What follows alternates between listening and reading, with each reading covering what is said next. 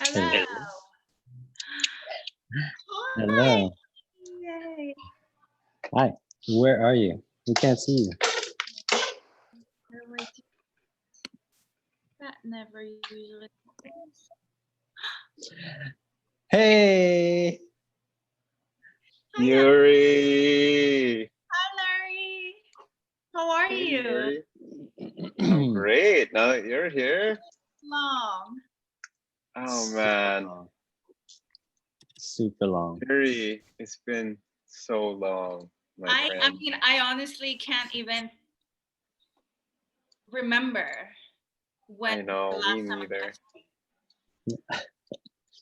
Let's be That's that. kind of sad. you.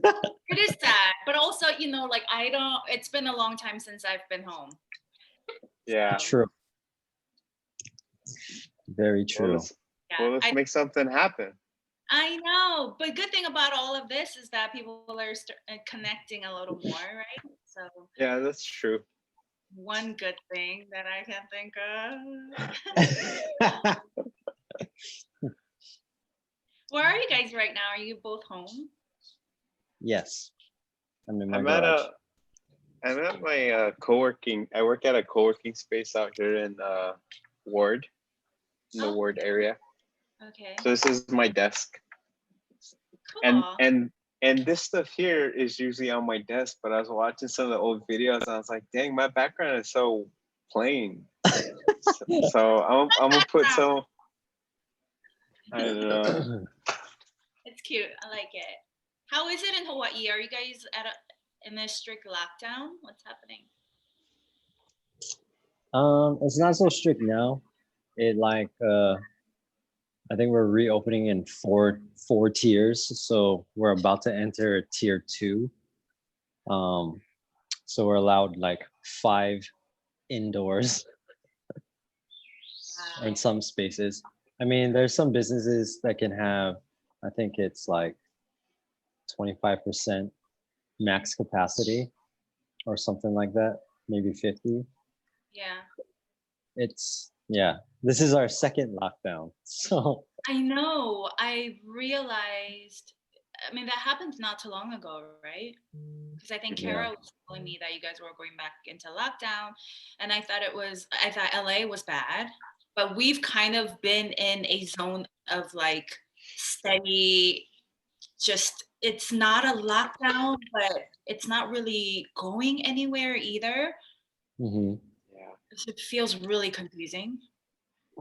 Yeah, over here, I personally feel they're not really doing it in the smartest way. Like, I understand the reason for the lockdown, but when you reopen things, there's no real sense to it to me. It's like, I agree. I it's agree.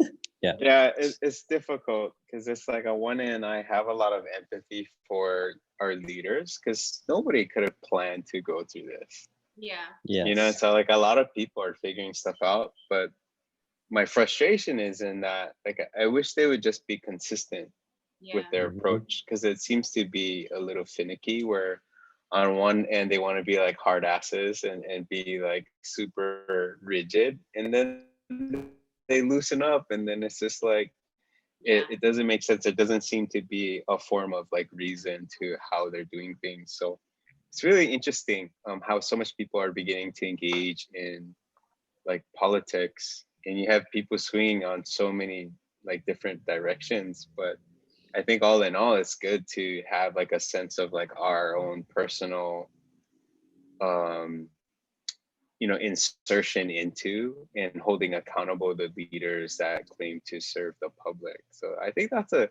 generally good thing, but it's really frustrating to go back and forth. Yeah. It's an interesting, very important time we are living in right now. This is It's so so wild. nutty. This is You're right though. Like I like the fact that like because if the pandemic didn't hit, we wouldn't have done this. Like Brent wouldn't have gotten nuts and started doing this. And I get to like we get to talk to our friends who we haven't spoken to, so there's an excuse. I know. I love this. I didn't even know you guys had this podcast, and so it's been happening for a while. Yeah. But I think like Brandon and I aren't like the type of guys who are going to announce and promote. So it's just something that's just good that we just want to do, you know, and hopefully it's something that people get life from and have a sense of meaning and purpose, because there's so much in the world that points to meaninglessness, or, you know, like there's nothing, and there's too much voices that speak that, where we want to speak something different, you know. Love it. And just laugh.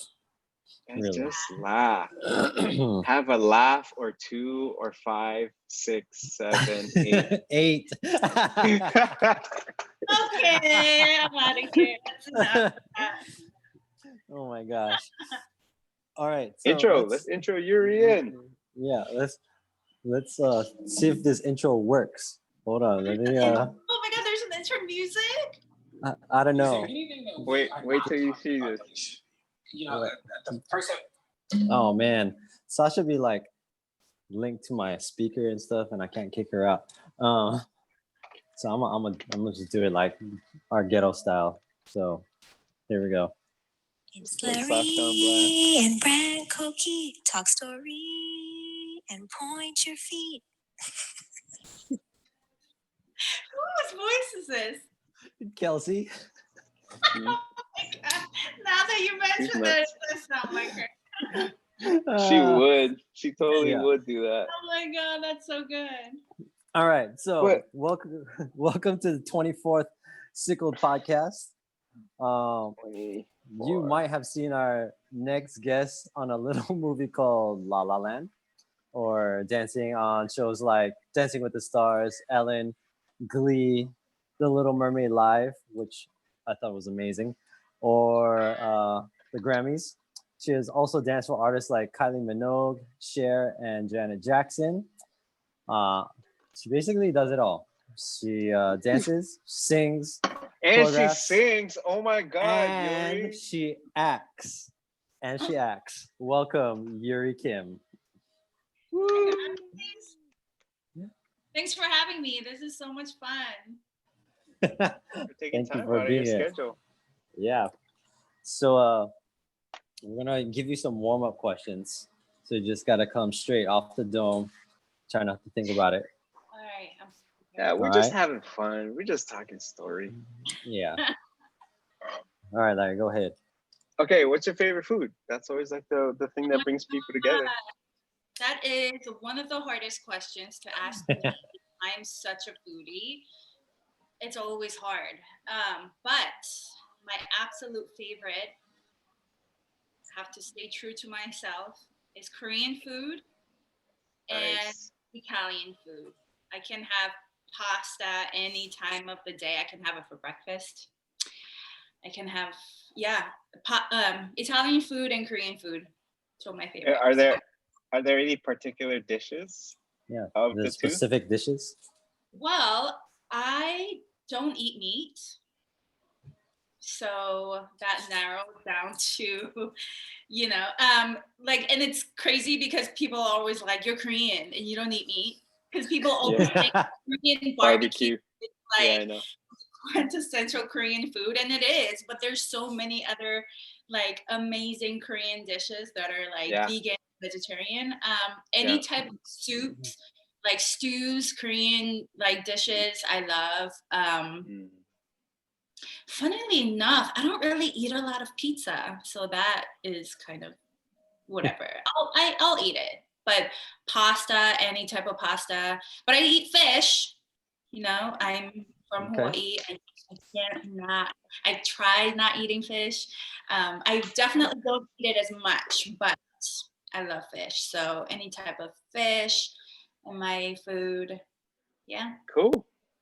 I love watching David Chang, anything like he does. And so oh man, like in Ugly Delicious, they're talking about like Korean food, and he was in a Korean, barbecue place, and they're like, this is usually for like kings and royalty back in the day. Like actually Korea is like a super agrarian, you know. They eat a lot of like back in the days, they ate a lot of herbs and Right. like veggies. They like forage. Yeah. The meat and stuff wasn't really like an everyday, thing for Yeah. them. But Yeah. now everybody's all about Korean barbecue. I know, because it's damn good. That's why. It is really good, but It is. it's been years. It's so crazy. I never thought I'd be able to like not eat meat. Oh, so you were like plant-based before it was a fad, and Brent jumped on that fad. Oh, come on. Yeah, I mean, it's been maybe 3-4 years now. I'm still a newbie, I feel like. Sure. I just naturally love vegetables and fruits anyway, so it's not that hard for me. Cool. I don't. So it was difficult. It still is. Huh? What made you want to be? Are you vegetarian or vegan? No. I still eat chicken or turkey. Okay. But it's mostly plant-based. I mean, yeah. So if I do have chicken or turkey, it's like maybe one meal. Yeah. But it for one, I'm getting old. For two, I have a herniated disc in my lower back. So changing my diet and changing my workouts has really helped. Yeah. Yeah. And then because I'm still like teaching, I got to keep up with these kids. So like when I switched to plant-based, I felt like I actually could move faster, and I could, I guess, I could handle doing like 2-3 classes or 2 classes, and I'm like, all right, that's cool. Sure, I agree with you. Yeah. I see a difference in the way I perform. And I refuse to have a dad bod. You will never like what is the dad bod anyway? just that I mean, I do have a little, because I love my pumpkin pie and ice cream, but it's either this like this, or I just want to go full-blown obesity. That's I can't be in that in between. I want to be one or the other. Oh, bruh, I had a dad bod before I had Levi. I was like born with a dad bod, bro. Hard in Hawaii too, because the food in Hawaii is just so freaking good. It's so but good. It is heavy and like indulgent. Yeah. Very. It's great for your soul. Absolutely. And your opu.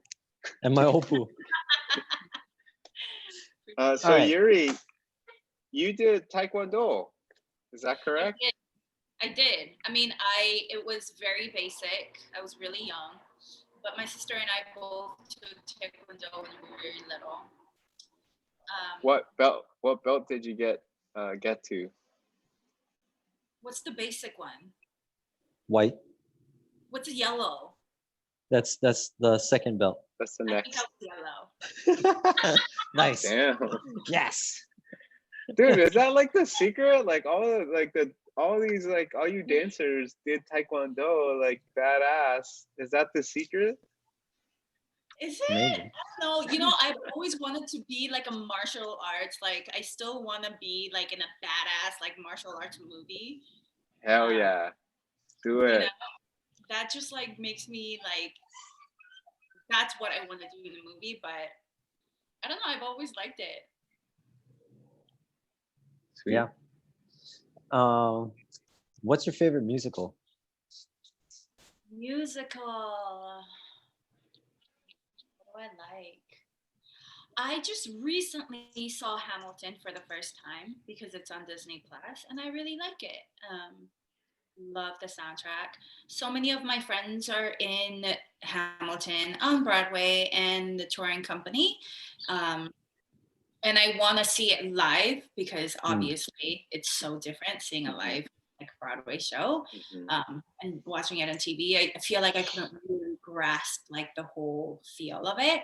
So I'm really excited to watch that. And yeah, I really loved it. It's been a long time since I've seen a musical. And now that Broadway's closed till next year, which is really sad. But we definitely took it for granted, you know. But yeah, that's the latest and my favorite, I think. Okay. That's a good one. What are you currently binge watching? Yeah, so much. I've never watched so many shows in my life.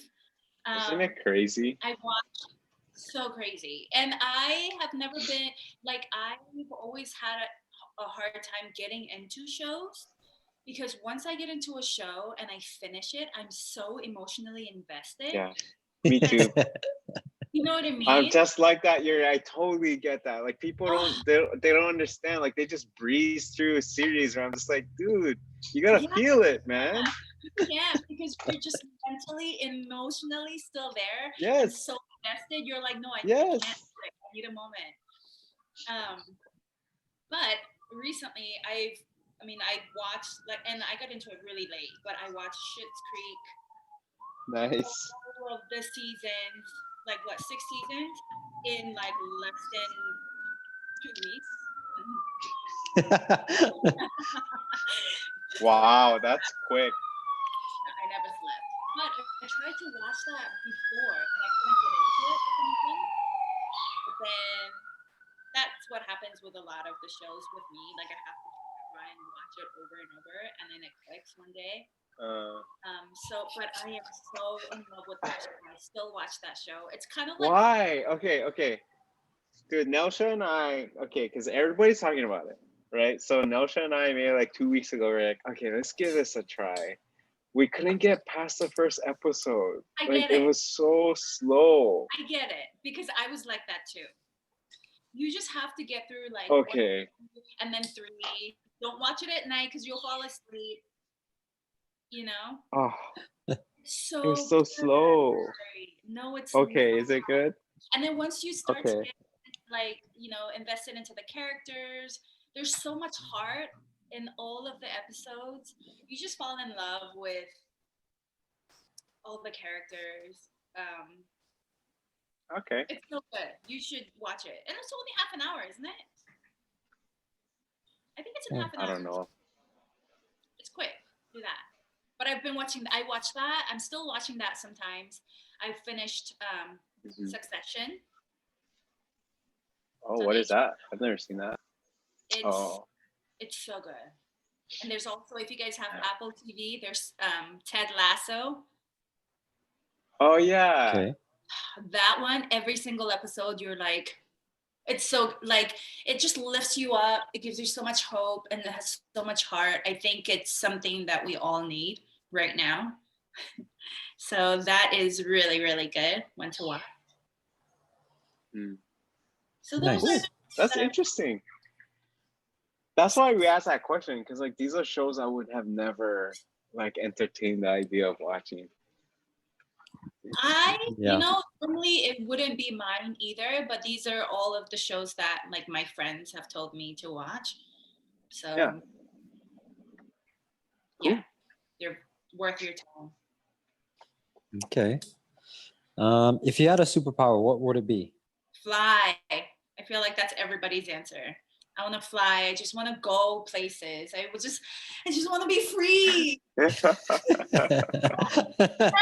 we could fly, I could just like fly somewhere to Italy and just come back tonight. I just want to go and just be free. That sounds so refreshing to me. That's awesome. If you could live in a sitcom, which one would you like be a character on? Wow. Like if it was real life? Yeah, like if like if a sitcom was real life and I could live in that world? Yep. Which one would you be in?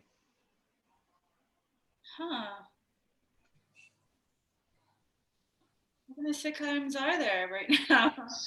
I mean, I know sitcoms are so different nowadays, but it is. It is. whatever show, I think the better question is like if there was a show you could live in, which one would it be? I mean, Friends, obviously. Wow, we got another Friends one. We got another Friends. Can anybody say anything else? Oh man. I mean, there are shows that I want to do and I want to be on the show, but if that was a real life, I don't necessarily know that that's what I want to live through. But like Friends, What's one? What's one of the shows that you're like, oh, I'd want to be on that, like right now? Oh my gosh, I really want to be on. So my goal right now is my dream is to be on a musical TV series because Dope. and acting and singing, those are three of my passions. And if I could just go to work every day and do all three of those things with people who equally love all of those things, that's like dream come true. So that would be Zoe's Extraordinary Playlist. I don't know. Oh yeah. But it just brings me so much joy. Like I just watch that, I'm like, gosh, you get to do that every day. And I know the choreographers and just working with them would be a dream every day. And that cast is amazing. So, and it shoots in Toronto, I think. And so to be in Canada, nice. I may never come back. So. Dude, I want to go. Me. I wanna see Canada. I've never been. I really want to visit. Oh my gosh, it's amazing. Yeah, people are so sweet. It's so clean there. Mm-hmm. You will love it. What is a clean level to like Japan? Because like Japan's clean level is like pretty up there. Japan, like it's not like that. It's not like you don't see a piece of trash on the ground. Because that like blew my mind. I know. Trash cans anywhere, but there's no trash anywhere. Like blew my mind.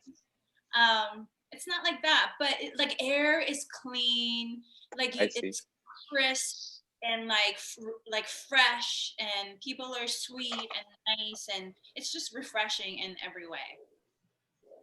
Cool. So, yeah, go there. Oh, yeah. Yes, ma'am. Go there. Go there now. Sorry, I didn't mean to yell at you. I meant like. I'm gonna tell Chanel. Oh, Yoori said I should go there. Now. So right now. Okay. I think we made it past our pass? Yeah. Of course you passed. That's awesome. So how did you start dancing, Yoori? What's like the origin story, and even like singing and acting? Like how did you get into it? Well, as long as I can remember, I've always wanted to be a singer. I remember I wanted to sing more than dance. I always like danced around when I was little. And I remember dancing for like my mom's friends, and then they would like laugh, and that like made me like excited that like people were watching me and like I was making them laugh.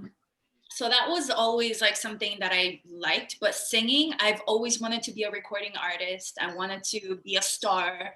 And so I remember back in the day when we would have boom boxes, right? And we would have like, like buttons, like record button, like you press like record and play together and you record on cassette tapes. I would come home every day from elementary and record myself singing. Cute. Tapes and tapes every day. And I would write to like recording companies. Like I had the balls to like find out like the addresses of recording companies and like. Wait, how old? I was like 9 or 10. I was like, yes. 10. That's what's up. And you know how like in the back of the cassettes, it would have like addresses of like the record companies. And I would be listening to like Christian records and like Brandy and Tevin Campbell, all of their like cassette. Tevin Campbell. I know. And I That's would what's get up, their Tevin record Campbell. company addresses, and I would write to them with a fifth Wow. grader grammar. It was probably so horrible. And I would have the balls to be like, hey, my name is Yoori. I am a singer, and I would like for you to sign me. Dope. Yes. So Did crazy. your parents know you were sending these? No, I was living with my aunt at the time, and they had no idea because I would go to my room, I'd close the door, and I would sing, and I have all of this. And the crazy thing is, some of them would write me back Whoa. and Whoa. say, like, thank you so much for your interest. Like, this is what I remember, just vaguely, like, but we're not looking for anybody at the moment to sign, blah, blah, blah. And it was Babyface, right? Signed Babyface.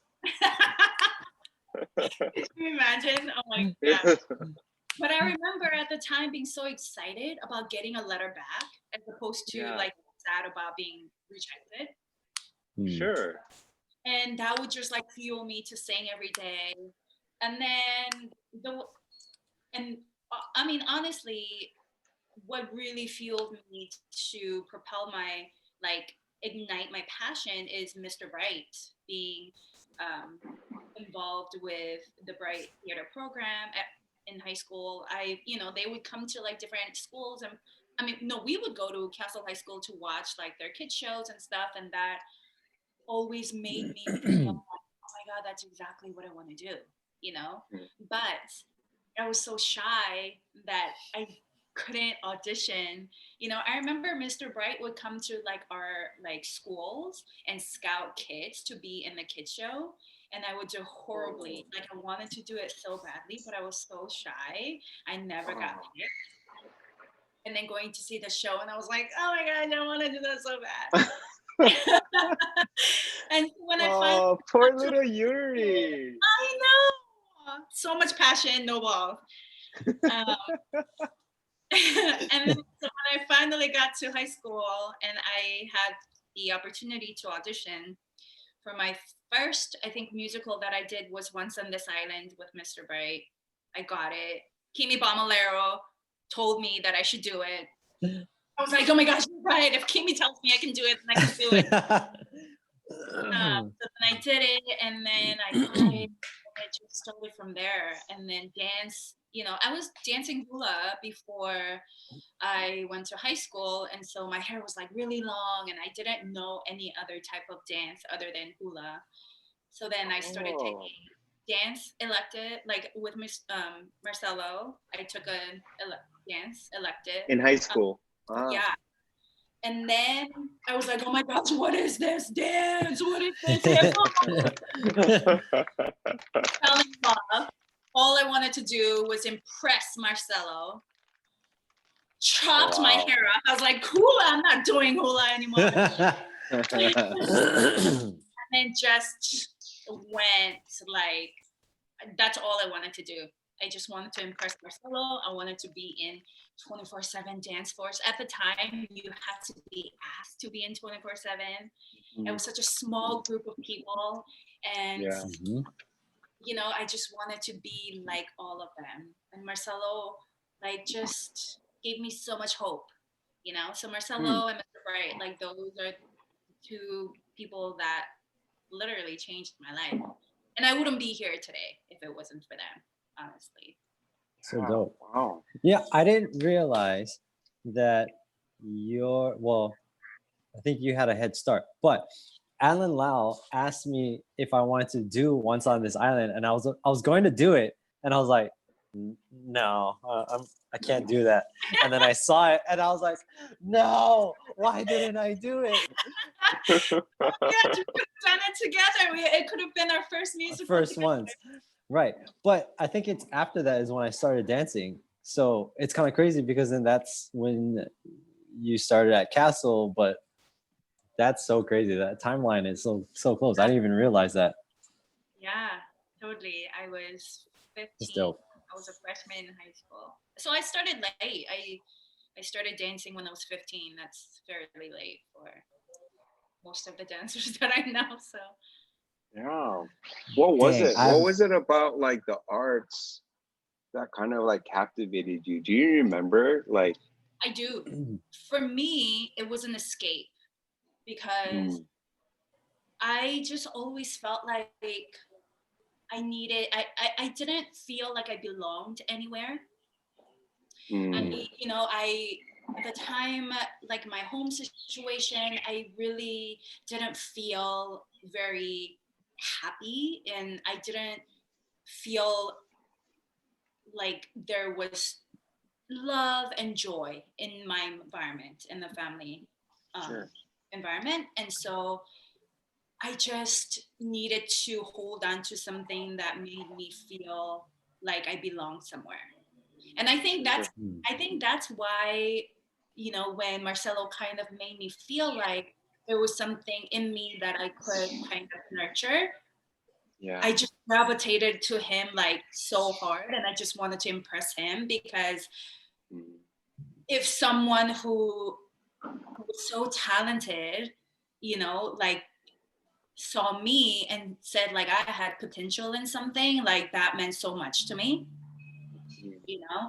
And so dancing and to be honest, like when I was dancing and doing stuff like that was the only time like I was really allowed to be out of the house for a really long time. So I was like, okay, well, I'm going to be a dance all the time, And so dancing just made me happy. That was when I felt like I could just connect to something, and singing just brought me so much joy. Like it was an escape at first, and it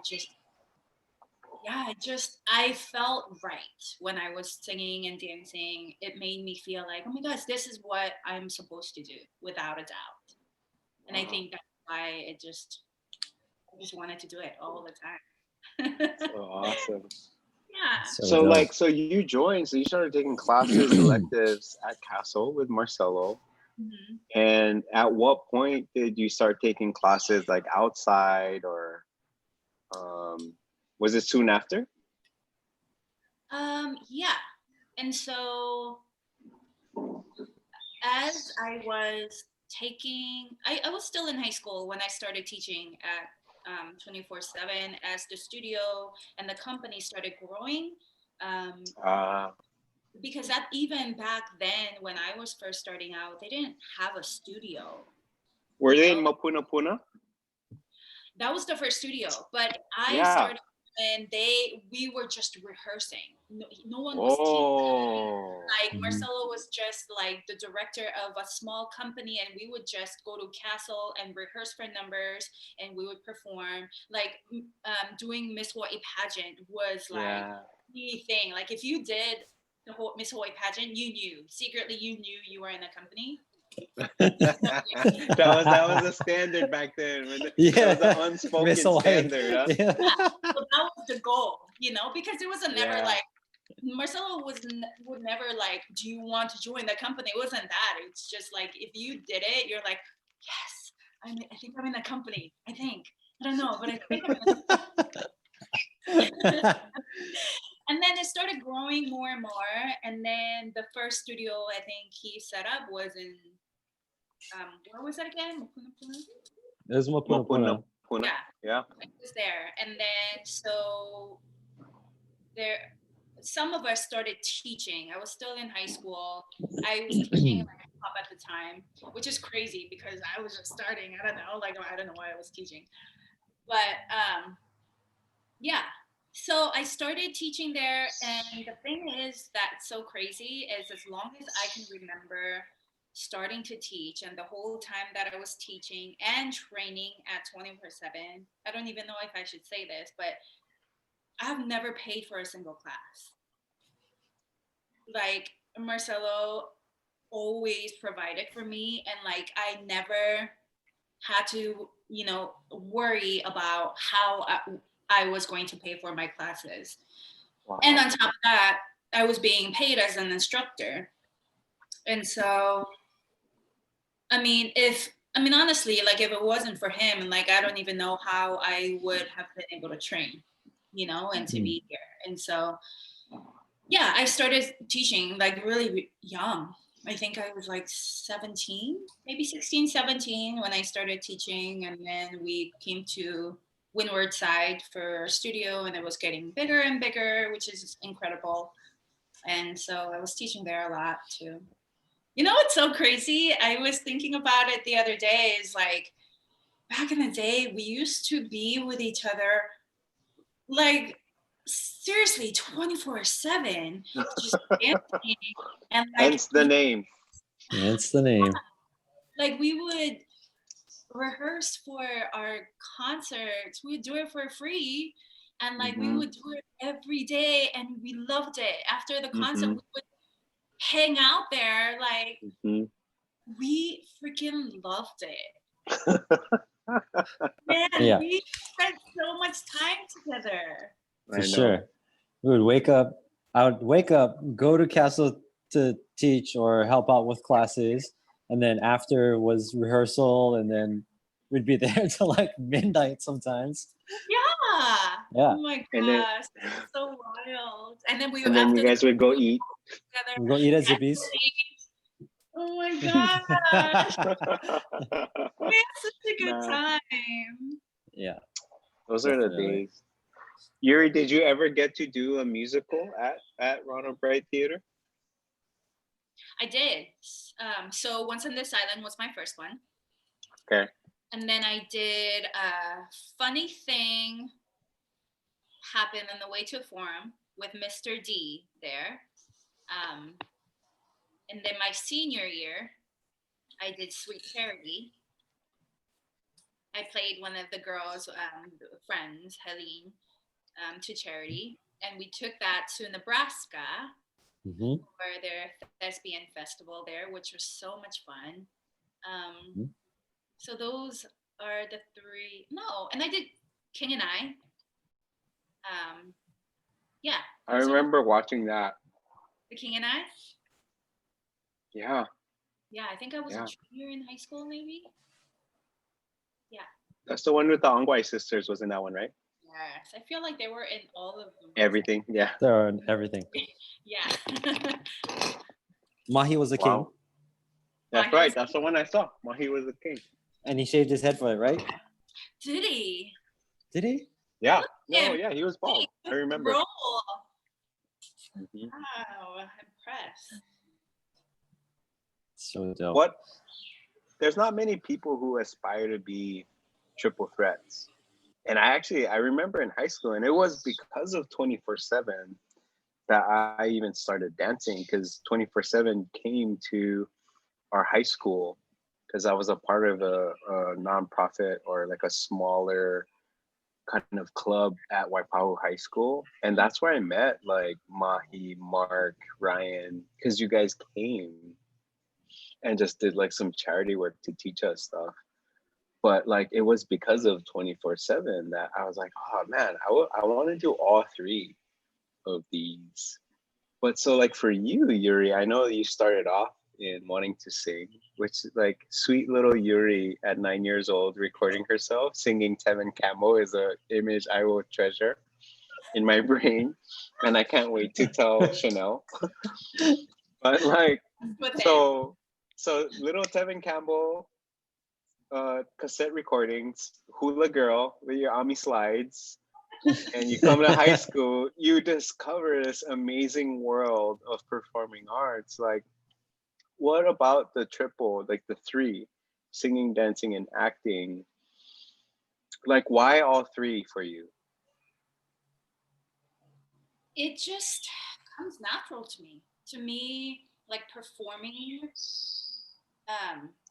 because even when I was just heavily into dancing and I kind of stopped singing for a bit, to me, even when you're dancing, you're a storyteller. You are. That's right. Stories with your movement, so that is in correlation to acting.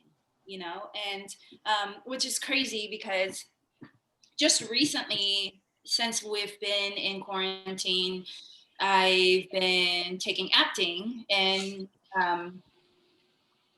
it just kind of, like I kind of forgot about that part of performing arts for a little bit, and I've been wanting to kind of revisit for a while, but dance just kind of took off. And when you live in that world of storytelling and dance for so long, somewhere along the way, I kind of forgot about my voice. Like storytelling with my voice and singing and acting, it became kind of like an insecurity. Wow. I think because we are kind of so used to being in the background and, helping the main character shine. We're background and bringing their life up. And so I just started taking acting again, and I was so vulnerable. Like it just like, and then the more I did it, I was like, oh my gosh, like I just love this so much. And to me, like everything is connected. Like the way we tell stories with our bodies, or like singing, or our voices and acting, everything is connected. Like I can't just think of one thing to be, what brings me joy. Like I don't know, it's just all connected to me. Yeah. So That's dope. Awesome. I will say you have come a long way from singing "Don't Let Go" at the dance concert to now. I tried singing that the other day, which is crazy. And the lyrics in that show, we had no business singing that in high school. So many lyrics are so inappropriate for high schoolers. Talking about like those racy lyrics. Like, what were we thinking? Oh man, that's great. But yeah, it was great. That was the 90s. That's so funny. So go ahead, Brent. Oh no, go ahead. No, I was gonna say like I mean, you did your thing. You were teaching still in high school, and when was it that you moved beyond Hawaii? Like, what was your journey away from the islands to pursue performing arts to a higher degree? I was really young. But even when I was in high school, I had no interest in going to college, no interest in continuing education. I knew wanted to go to LA or come to LA. I wanted to pursue dance. I just wanted to dance professionally. That's all I wanted to do. So I graduated high school early. I was 17 when I graduated. And then 24/7, we came to LA to be part of Urban Jam dance convention at the time. Nice. And it was summertime. And I was like, this is it. I'm not going home. I was like, leave me here. I'm staying. And so I ended up staying. And I was like, I'm gonna try.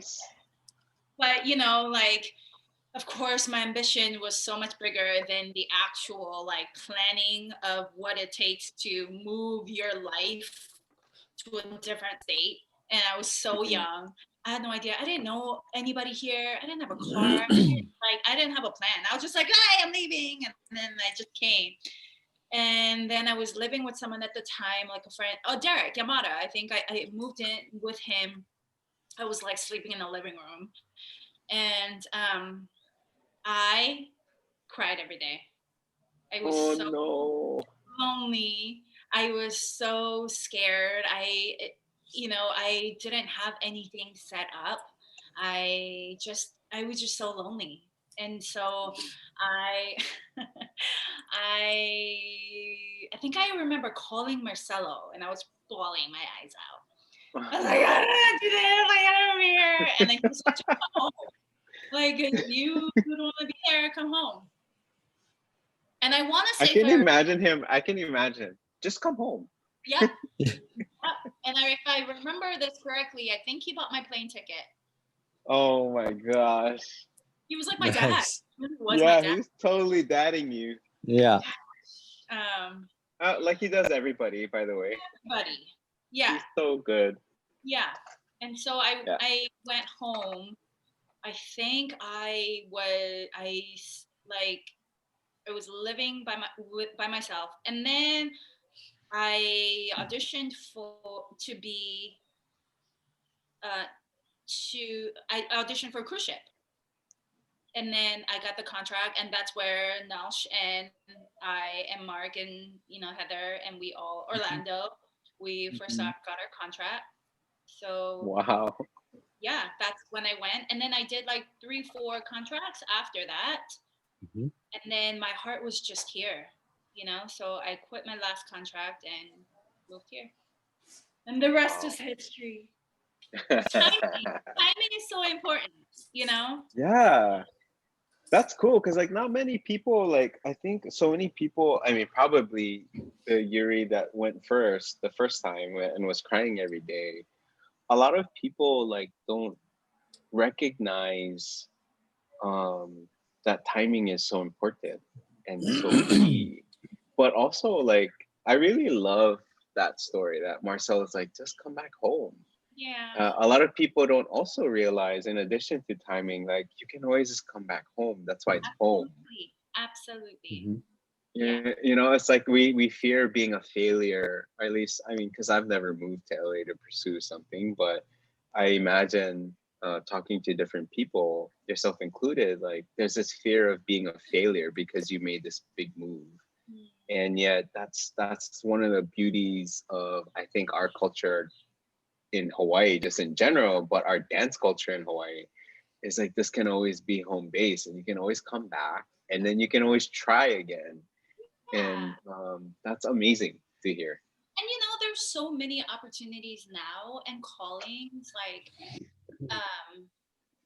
doesn't always have to be in LA, and Mhm. and you're right, a lot of people that move here from their home base fear. I think it's more so, even though they know what they want to do, like if they ever want to move home, they just kind of fear what other people will think, Sure. Mm. like to be judged, or like, oh, she, moved back home. And like, the older I get, like the more experiences I have, like none of those things matter. If your heart truly lies in certain places, you're always going to thrive and be successful in what you are able to bring wherever you are. Like, I mean, being at home and being at home in Hawaii, like, I mean, how can you ever think that that's a failure? Think that is Exactly. a bonus. Like, you could be home and do what are you kidding? That's gold. Yeah. People always like Yeah. when they find out I'm from Hawaii, they're like, why the hell would you want to move here? I'm like, trust me, Yeah. a way for me to be home and have the same opportunities, I would. Yeah. Yeah. So I think I really like what you said, that like you always, you'll thrive. It's something that you, like, your heart longs to do. I also think it's like this, you'll thrive at a place and in a thing that you're willing to sacrifice for and risk for. And I think that's the big move that people make whenever they leave the island to pursue performing. It's like, oh, you're really sacrificing for this. And I think that's true, because like it's inevitable. Like if you water a plant and you put it in the sun and it has soil, it's going to grow. It just depends upon the environment to make it thrive or not. yeah. It's cool. I remember when I do remember when you first moved to LA, and then The first time? the first time, yeah, you moved to You LA, do? Oh my gosh, and I feel then like I blocked out so much. I don't remember most of it. I know I do, and and then I remember all of you going on the cruise ship, and then I remember meeting up with you guys when I don't know, for some reason you were like here, Yeah. and to me you were a totally different Yoori, not a totally completely different, but there was something about you that I was like, what the heck happened On like that boat. on that boat? No, because she was so, like I felt like before she was very like it's just high energy. Then when she came back on the boat from the boat, She was like mellow and chill, and I was like, really?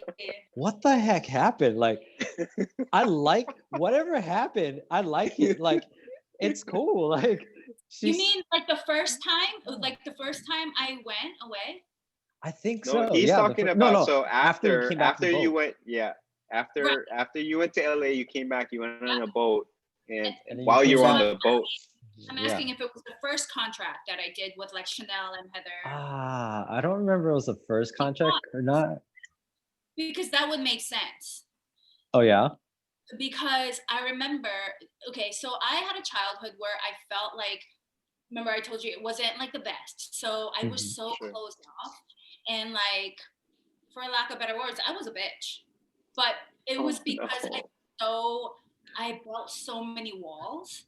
I just didn't let it in. You know what I mean? And so I was like, people were always intimidated by me. They were always scared of me, and I just like, if you showed like, if you were this like weak person who always like depended on like their parents, like, to me, I think because subconsciously I didn't have that, I would get so annoyed by people like that. So I would just like be like, ugh, like I would cast people off. So when I went on the ship away from everything, and we were living in this like bubble with Mark and Chanel, Heather, and Orlando, those were like my bubble friends, right? And I remember this like one time, and I was like going through a heavy breakup at the time, and I have never been so depressed in my life, but it made me look at so many things about who I was. And I remember having this specific conversation with Mark, and I was like, I'm so tired of people saying I'm so intimidating, and I don't want to live my life and look back and think like I don't have any friends because I didn't give people the chance to get to know the real me that I want to let out so badly, but I couldn't. And so I made a conscious effort to, and I don't know if you would ask like Chanel, like I don't know if she would remember, but I remember saying like, I want to make a conscious effort to change the person that I am, because I don't want to look back and be so lonely that I have somebody around me. I'm so close up. And so, I mean, that would make sense because I remember really putting in that work for myself. It's still a working process. But that was definitely a significant time where I decided wanted to kind of be better and take my walls down and let people in. And so maybe that was the energy you were feeling. I think it was because I totally bet that is it. I think that was it because I remember it was difficult getting to know you because you did have so many walls up, and you're so hot and cold at that time. You're so hot and cold, so it was hard to figure you out. But then, it was after that. So I mean, it does make sense. So after that, I just remember, actually being able to have a conversation and going, oh, okay. She's a person. This is this is the real Yoori. Like, okay, I like it. Like, this is cool. And that makes me here, because what a waste. I mean, at the time I was so young too. I didn't know how to like navigate, like my feelings and my angers at the time. But you have, when you have these core group of people in your life that are not willing to give up on you, even when you are that person, like that's so special, because without Mark and Chanel and Heather, if they weren't around to like just love me, I don't know that I would have at the time, like I wouldn't have been able to change. But I feel so grateful in that every stages of my life, I feel like I have those people in my life, and that's so special because they will always keep you grounded and love you no matter what and want you to be better. And so that's so cool. Special. Yeah. Chanel often talks about those times that you guys had, and that's actually when I started dating her. Is after that first contract. Yeah, she was dating. Just let it be known that she was dating somebody else, but she wrote me letters from the boat. I'm just saying. I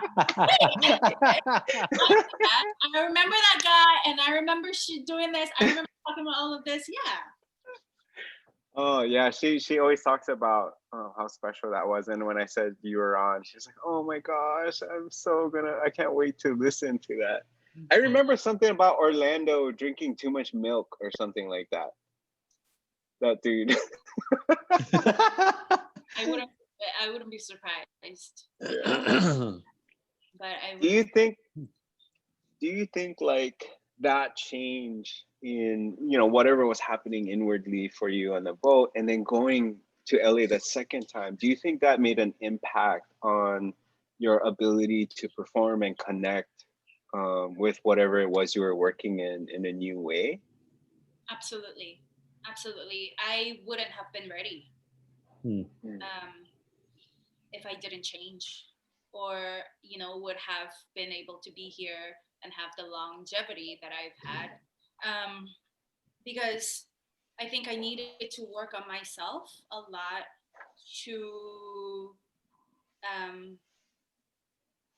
trust the people here, and kind of form relationships that are on a genuine level. And so much of, I believe, in so much of what we do, to me, it's so important to be talented and have work ethics, but to me, so many people are talented and so many people want it. But what people value now more than ever, the more the more people I work with, and I hear from choreographers, directors, like even friends, what I value as when I hire people is the type of person you are, like how you get along with others, how you show up, how do you care for one another, how do you help one another, like are you fun to be around, fun to work with, like all of that, how can you be counted on, like all of that is so important. I wonder if that takes precedent over your talent, Yeah, for sure. So I needed to open myself up before I got here, because getting to know a whole different group of people like was another beast too, and it's important to, and I hate like when people are like, oh, I want to network, it's like I hate that, because to me, like we're in a people business, it should always be forming genuine relationships and having that connection first, and jobs and money, everything else will follow. And so that's so good. And so I think I needed to be ready, and that's awesome, man. That's so there's an author that I love that he says it's only great love or great suffering that will cause anybody to want to change. And unfortunately, like it has to come to some of these moments where we've reached the end of ourselves, that we become actually open to a new possibility. And it's only when we risk allowing people in, or risk leaving the comfort of home to actually encounter love or great suffering, that will transform us into a new way. So awesome. It's true.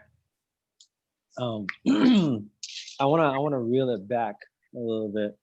So when you're coming up in 24/7, is there any hilarious or embarrassing stories, backstage stories, that you can remember? Hilarious backstage stories. I don't know. I don't remember. I'm sure there are so many. But what I know that is so embarrassing for me is that I used to be known for that girl, and this has happened numerous times. It happened even on the boat, on the ship. Especially when I was like first starting out. And because I started so late, I was very, I wasn't flexible, right? But I had all the ambition to always want to do a batma. For some reason, that was like... Don't tell me you landed on your butt. Would you always land on your butt? That was always my joy. Right? Oh no! Not that I just landed on my butt. I was known for that girl who would do a batma and fall back. That happened so many. I swear, Brent, I was partnering you on doves on I think it was one of the competitions. I swear you were behind me and I did a batma and my bottom leg like left and you caught me. I swear it was you. It was me. It was because I'm so inflexible and my like standing leg is never sturdy enough that I was just batma and lift. Like even on the ship, you guys, there was at the end of the show, they do this. I wonder if Chanel was there. Oh no, I think maybe she was there. They would introduce us one at a time, and you would have literally 1-8 across the floor. You'd be like, Larry, go across the Brent, Yoori. Why would Yoori? Why would you choose a batma for your? Go big or go home. I didn't do a batma for that. I had to do across the floor. So I would go Kame Pas de Bourrée second, and I went right in front of the stage, and I had 1-8, you guys. I heard people go ooh.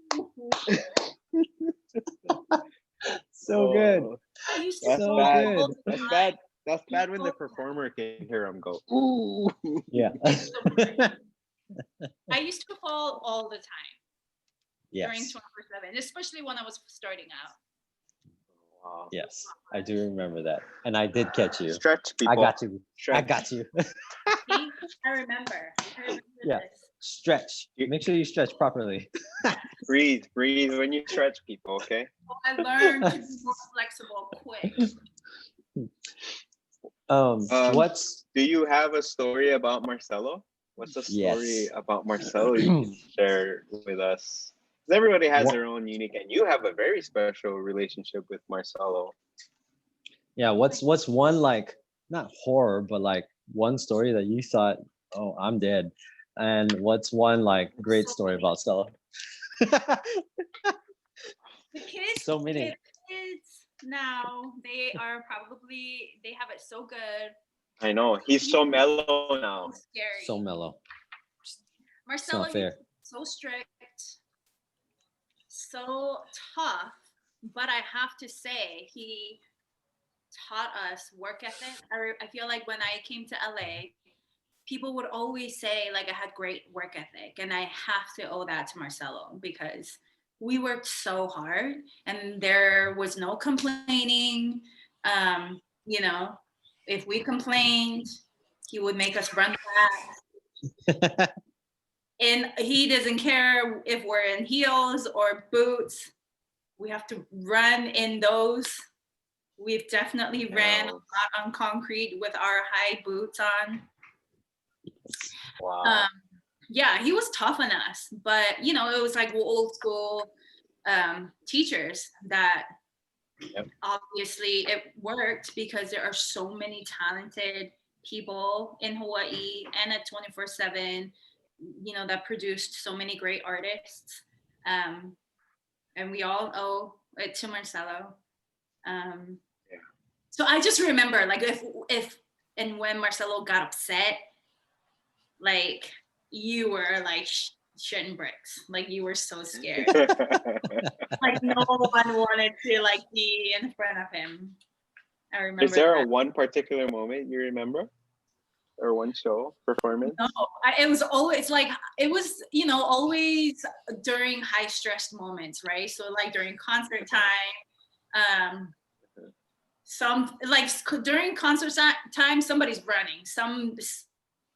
Someday somebody's running. I don't know who. Yeah.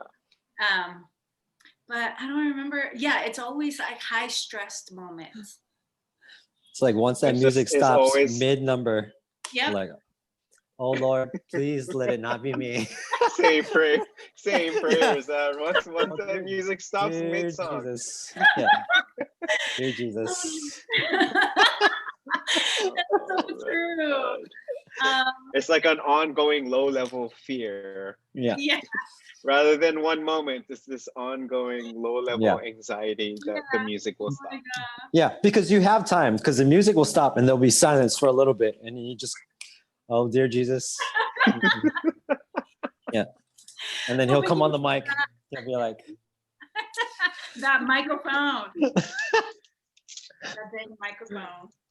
But you look back and you're like, oh, that was such a good time. You know? yeah. It's so crazy. Because I swear all of us were so freaking scared.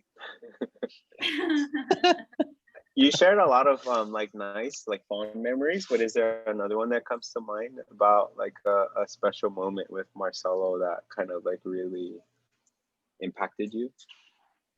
One of my favorite memories was, I think I went back home. We were honoring, I think, Mr. Bright. It was, I don't remember, maybe it was like 2011, 2000.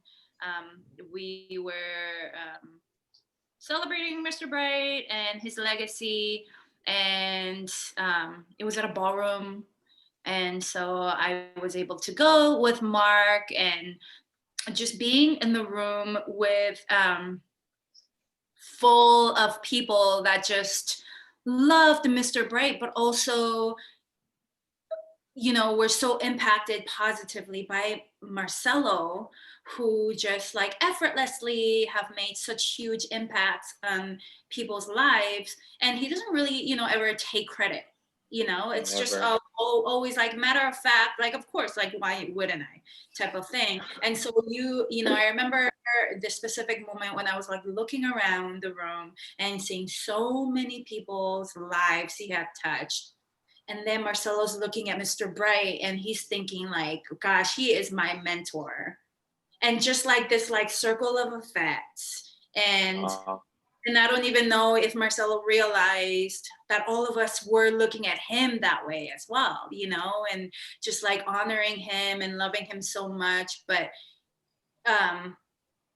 and I'm sure the love and the respect that he had for Mr. Bright, we were giving that to Marcelo as well. So I think just like there were so many people with like parents and dancers and like, you know, and just new dancers and like people that seasoned dancers that have moved away and came back home for that, and just seeing a room full of just generations of, you know, just whole huge family.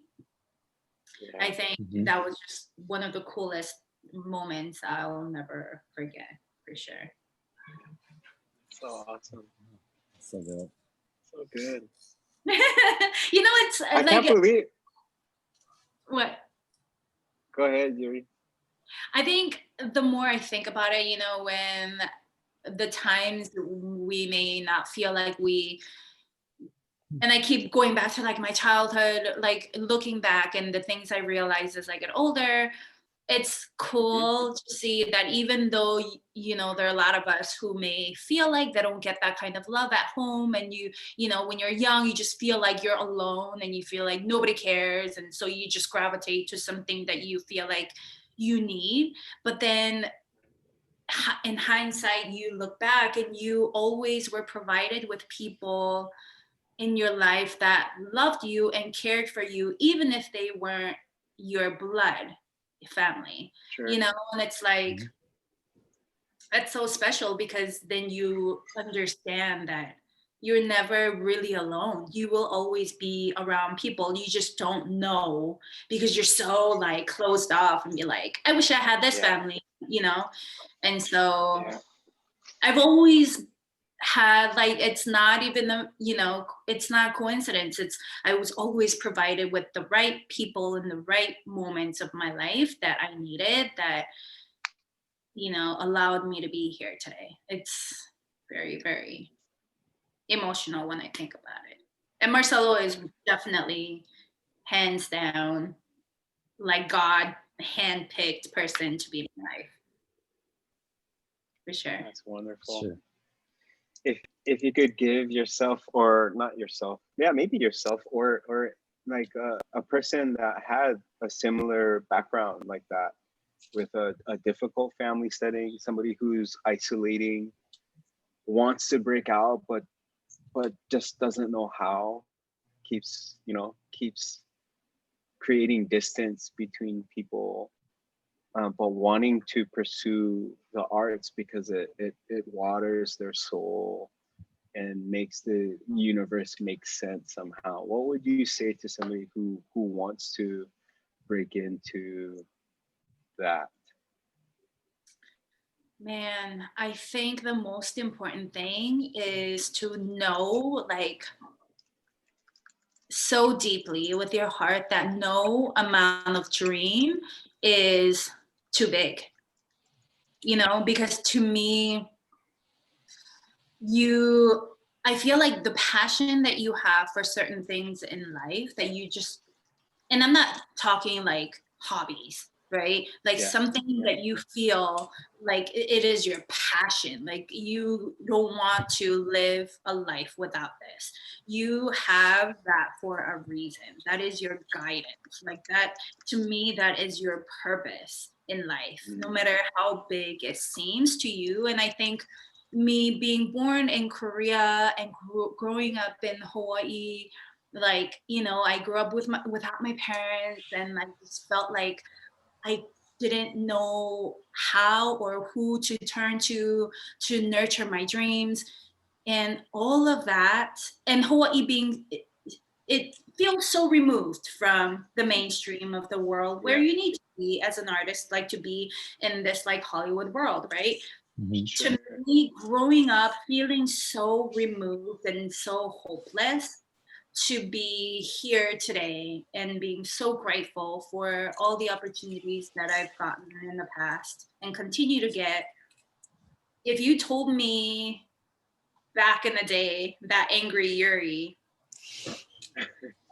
that you're gonna get everything you want and more, like, because that is what you are meant to do, like, I wouldn't have believed it.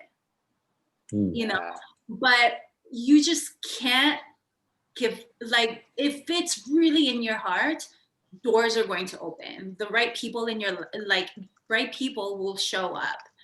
Opportunities will come, but you have to believe and keep going forward. You know, no dream, no matter who you are, where you are, no dream is too big for you to reach. So good. So good. I believe in that 100%. That's great. Yeah. Oh, so good. Thank you for sharing that. Yeah. Thanks for making time for us today. Oh my gosh, that was so nice catching up with you guys, and I wanna have another chat when I can, like, ask you questions about your families with your kids. Oh boy. Like, I want to know so much. We gotta have you back. I mean, that was so fast. For sure. Like, I can't believe this time is gone. Like, we're totally over right now, but that just felt like 5 minutes. Yeah, that felt like 5 minutes, man. That was awesome. I know. That's so good. No, but hey, go ahead. No, I just want to say thank you. Thank you for, of course, taking your time, but I appreciate you so much just because I've got to, I guess, know you from since you're 16 maybe till now. And so catching her from her failed Fatma. From catching. I owe you my life. No, but it's so amazing to see that, you know, you went for it, and it's so inspiring. And then just the person that you've become, even through all of your success or all the things that you, I guess, got to experience, that you are still that same Yoori that I remember when you got off that boat. You know what I mean? Like, so, I mean, that makes me happy to hear that. Yeah, look, I'm so I'm so appreciative for you and so inspired by you. So thank you so much for being here. Thank you. Thank you so much.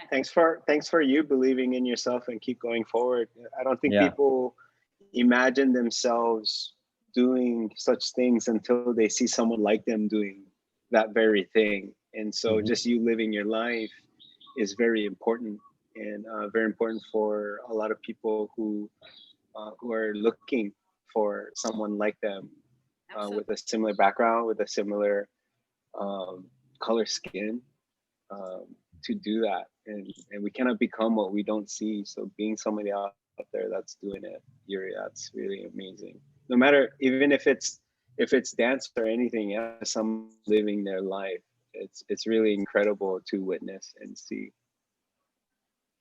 Thank you, Larry. Sure. Who Where should can we people have on follow your next? journey? Oh, that too. Okay, so we ask if you can name 3 people, one that's maybe not in your circle, from Hawaii, of course, that's not in your circle, but you might want to hear from that you don't really know. And then the second person would be someone in your circle. And then the third person we leave up to you. It could be either or. But they got to be from Hawaii. All of them from Hawaii. Jeez, I feel like I haven't seen people since March. So, So nobody's really in my circle. I don't have any friends currently. I mean, Mark, for sure. Marky. Mark, for sure. He's gonna be hilarious. Yeah. Oh my gosh. He's been a good boy, quarantining, working from home. I saw him once last month, and the before that I saw him in like March or February sometimes. It's so crazy. That's the longest we've not seen each other. So Mark, and then it would be cool to have John. Larry, you know John, right? Oh, yeah, John, that would be awesome. Yeah, he is working from home, writing for different shows, and so he's someone that would be so interesting. Definitely like persevered and never gave up and just started thriving in the Hollywood industry. Like he's a Hollywood writer, you know what I mean? Yeah. And so his story, so crazy. He inspires me to like not want, like if I am in a state where I just want to freaking give up sometimes, like I just think of him and he just inspires me because he just works hard, like so hard, and never gives up. And so he's someone that would be really cool to have. I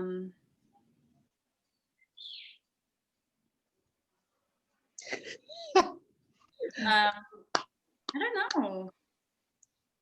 Kara, have you been at Kara? We've had Kara. Yep. I love her so much. She's a prime example that have gone home and just, I feel like she is opened up even so much more. And every time I see her or talk to her and watch whatever she's doing, it just makes me feel so good. Like she is just owning her truth, and she's so beautiful in so many ways. And so, yeah, she inspires me. There's only 2 people that I can think of right now. That's okay. That's good. Those are good people. Yeah. Where can people follow you, find you, check out your journey? Oh my gosh, follow me on everything, guys. I'm not on anything other than Instagram. People message me for jobs and stuff, and like Messenger on Facebook, and never check that. I'm like, guys, email me. I don't have Messenger on my phone. Like, I'm losing out opportunities. Like, don't hit me up on there. I've had that, and I was like, ooh, this was like 3 months ago. Yeah, I have messages from 2017. I'm like, what? And did you guys see they're merging it, the Facebook and the Instagram Messenger? They're merging it now. Oh my gosh. Man, it's hard to keep up with everything. Yeah. Instagram. I have Instagram. Truly Yours. That's easy to remember, right? Truly Yours with double O's. And I started doing this. Another passion of mine is doing makeup and photography, and so I started a little page. It's just my creative world, but people can hire me to do makeup and do like content for social media, and so that I've been doing as well. That's also linked with my Instagram page, so people are interested. Cool. Fun. Nice. Yeah. Dang. That's great. Yeah, we Thanks definitely so gotta much, bring it Yoori. back. Thank you guys. Round two I love pretty this soon. idea, and I hope it prospers. Oh, thank you. Thank you. Thank you so much for being here. Give Nelsh my love. I miss her so much. I will. I'll tell her to give you a call. Maybe we can all jump on a call or something too. That would be fun. Yay! So we gotta, every time we sign out, we tell people, point your toes. But I think, given the story we've heard, everybody point your toes, but also stretch your legs. Stretch your legs. Stretch your hams. Stretch your leg, and your supporting leg has to be firm and push. Planted. It needs to be planted. Oh, didn't people tell me that, Larry, back in the day? Plant your standing leg. Oh, man. That's Thanks, so good. Yoori. Okay, Brent, see you guys later. Okay, bye. Love you. Aloha. Bye. Thank you.